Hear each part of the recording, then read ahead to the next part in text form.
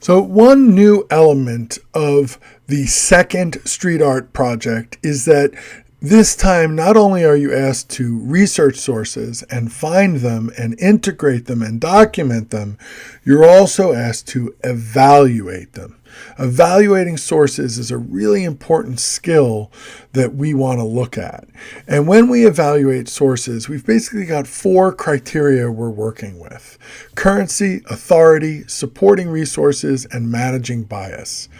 Sources with the highest level of academic and professional credibility are highly current, are written by authorities who are experts in the field, such as scholars and professionals, include supporting resources like bibliographies, works cited, footnotes, endnotes, things like that, and also take steps to manage bias. There's no such thing as a totally unbiased source, but some sources do a better job of managing that bias, of working to correct it, frame it, contextualize it, so it's clear to the reader what he or she is getting into when they use that source. The more a source does these 4 things, the better it does those 4 things, the higher it is on the spectrum of academic and professional credibility. But you can use sources that are not at those highest levels. You just have to show the reader that you understand the ways in which those sources you're using are limited in any or all of these areas. So let's take a look at how these evaluations play out when you actually write them on your sample post. And I want you to think of it as a formula, as a checklist: currency, authority, supporting resources, managing bias. We call it CHASM if we want. So let's take a look at the sample analysis itself. So when we move to the sample analysis, we can see that there's a paragraph included here that takes a look at those criteria. So if we look at currency, we see that it's this year. If we look at authority, we see that it's been peer-reviewed by librarians and scholars in the field, because it's a database that is professionally approved to be on a library site, and it was written by an authority. William Calvo, who I looked up on the web, found out he was a professor at the University of Michigan and an expert in the field. So in terms of currency, yes. In terms of authority, yes.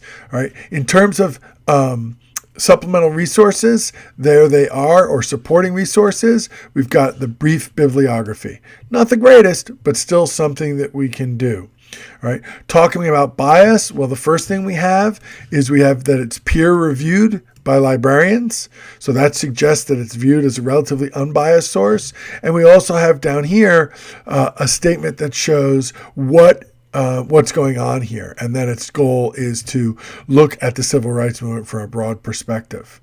This is an important idea here at the end, where I have this sentence that says how I use this article. You can include things in your works cited that you don't include in your sample if you think they're useful background for your reader. And you just want to explain the last thing you want to include in your evaluation after you've gone through CHASM: currency, authority, supporting resources, and managing bias. After you've gone through CHASM, you want a sentence that tells the reader how you use the source, why, given the strengths and limitations you've discussed here, the source was worth looking at. Here's a visual reminder in a slideshow format. All right.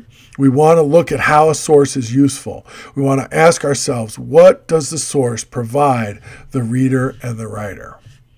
Okay. But again, getting back to our evaluation criteria, let's look at another source. So this is a TV news report. So this was not going to meet the highest levels of academic and professional credibility, but by using that criteria, we can communicate to people that we understand the strengths and weaknesses. So first, in terms of currency, 3 years ago. In terms of authority, well, it's for a popular TV audience done by a TV show. So that means it was written, put together by a television journalist, not a scholar. Also, it means that it doesn't include supporting research. So in terms of currency and authority and supporting resources, this isn't a great source. But I explained in my last sentence why it's still valuable and why I included it and how readers and my text, my paragraph can use it. So this is what we're trying to do when we evaluate sources. We're not trying to say that every source we use meets the highest criteria. What we're trying to do is use the highest criteria as a way of evaluating the strengths and weaknesses of the credibility of all of our sources. So the first source we looked at, highly credible. The second source we looked at, not as credible. It's okay to use both as long as we're clearly explaining to the reader how each resource ranks in terms of these criteria of credibility. Let's look at one last resource. This is a library book. A scholarly book is ultimately the highest form of academic credibility. So when we look at a scholarly resource like a book, we really want to see how we can talk about chasm and work that into our writing. So here we've got Currency, 8 years old. It's a scholarly work. It meets the highest standards. 20 pages of notes and a 12-page bibliography. So lots of supporting resources. The writer is a professor at Ohio State University. How did I use it? It gave me an important backdrop to the park and information about the park. So it's all there, right? We've got our chasm. We've got a statement of how we use the source. And that's what we're talking about when we're talking about adding evaluations to your works cited. Take some time to watch this video again and or reread the posts, the samples in the analytical paragraph that I've posted in various places as we worked on this assignment.